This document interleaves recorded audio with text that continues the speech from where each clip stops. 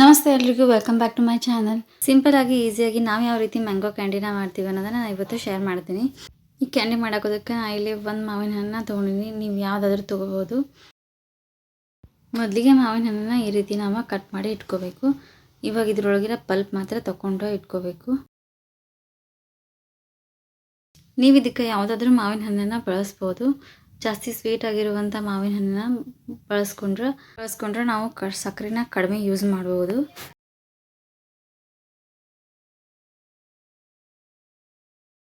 ಈ ರೀತಿ ನಾವು ಮಾವಿನ ಹಣ್ಣನ್ನ ಸಿಪ್ಪೆ ಬಿಡಿಸಿ ಈ ರೀತಿ ಎಲ್ಲ ತೆಗೆದಿಟ್ಕೋಬೇಕು. ಇವಾಗ ಇದಕ್ಕೆ ನಾನು ಇಲ್ಲಿ ಸ್ವಲ್ಪ ಸಕ್ಕರೆನ ಕರಗಿಸ್ಕೊಳ್ಳೋದಕ್ಕೆ ಒಂದು ಪ್ಯಾನ್ನ ಬಿಸಿ ಮಾಡೋಕ್ಕಿಟ್ಟಿನಿ. ಈಗ ಅದಕ್ಕೆ ನಾನು ಇಲ್ಲಿ 6 ಸ್ಪೂನಷ್ಟು ಸಕ್ಕರೆನ ಹಾಕ್ಕೊಳತ್ತೀನಿ. ಎಷ್ಟು ಮಾವಿನ ಹಣ್ಣನ್ನು ಮಾಡ್ತೀರಿ ಅದನ್ನು ನೋಡಿ ನೀವು ಸಕ್ಕರೆನ ತೊಗೋಬೋದು. ಅದಾದಮೇಲೆ ನಾವು ಮಾವಿನ ಹಣ್ಣನ್ನು ಎಷ್ಟು ಸ್ವೀಟ್ ಇರುತ್ತೆ ಅದನ್ನು ನೋಡಿ ನೀವು ಸಕ್ಕರೆ ಹಾಕ್ಕೋಬೋದು. ಈಗ ಇದು ಸಕ್ಕರೆ ಹಾಕಿ ಇದಕ್ಕೆ ನಾನು ಇಲ್ಲಿ ಒಂದು ಅರ್ಧ ಬಾಟ್ಲಷ್ಟು ನೀರನ್ನು ಹಾಕೋತೀನಿ. ಈಗ ನಾ ತೊಗೊಂಡಿರುವಂಥ 1 ಕಪ್ಪಿಂದ 1 ಕಪ್ಪಷ್ಟು ನೀರನ್ನು ಹಾಕ್ಕೊಂಡು ಇದನ್ನು ನಾವು ಯಾವುದೇ ರೀತಿಯಾಗಲಿ ಪಾಕ ಆ ಥರ ಮಾಡ್ಕೊಳ್ಳೋದಕ್ಕೆ ಹೋಗಬಾರ್ದು. ಜಸ್ಟ್ ನಮಗೆ ಸಕ್ಕರೆ ಕರಗಬೇಕು. ಅದಕ್ಕಂತ ಹೇಳಿ ಇದನ್ನು ಸ್ವಲ್ಪ ಬಿಸಿ ಮಾಡ್ಕೋಬೇಕು.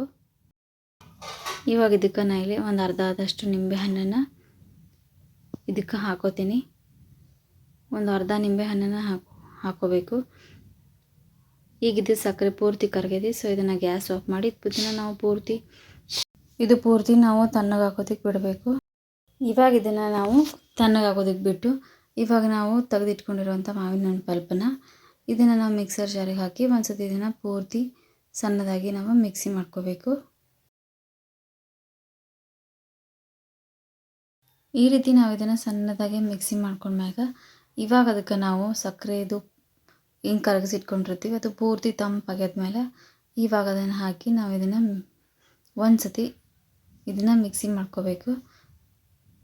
ಇದನ್ನು ನಾವು ಜಾಸ್ತಿ ಗಟ್ಟಿಯಾಗೂ ಮಾಡ್ಕೋಬಾರ್ದು, ಜಾಸ್ತಿ ತಿಳುವಾಗಿನೂ ಇರಬಾರ್ದು.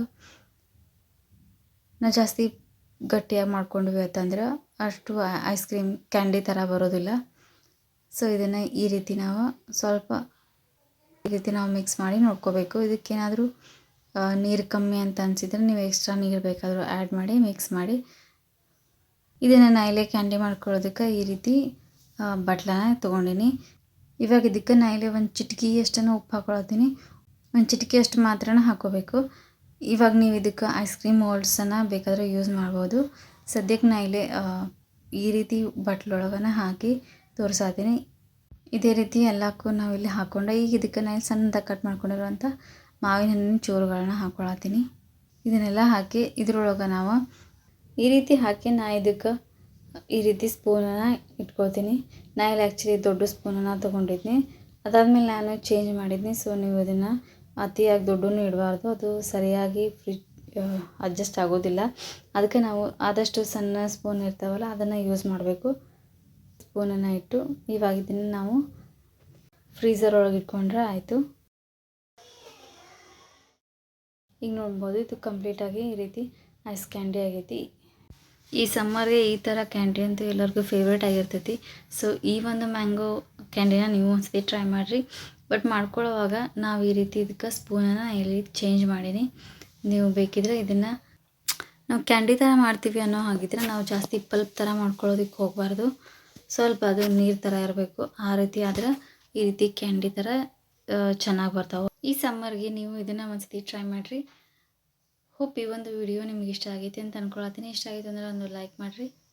ಹೆಂಗೆ ಅನ್ನಿಸ್ತು ಅಂತ ಪ್ಲೀಸ್ ನಂಗೆ ಕಮೆಂಟ್ ಸೆಕ್ಷನ್ ಒಳಗೆ ತಿಳಿಸ್ರಿ. ಇನ್ನೂ ಯಾರಾದರೂ ಸಬ್ಸ್ಕ್ರೈಬ್ ಮಾಡ್ಕೊಳ್ಳೋದು ನೋಡ್ತಿದ್ರಿ ಅಂದರೆ ಸಬ್ಸ್ಕ್ರೈಬ್ ಮಾಡ್ಕೊರಿ. ಬೆಲ್ ಐಕನ್ನ ಕ್ಲಿಕ್ ಮಾಡಿರಿ. ನಾ ಮಾಡೋ ಪ್ರತಿಯೊಂದು ವಿಡಿಯೋದ ನೋಟಿಫಿಕೇಷನ್ ಫಸ್ಟ್ ನಿಮಗೆ ಬರ್ತೈತಿ. Thanks for watching.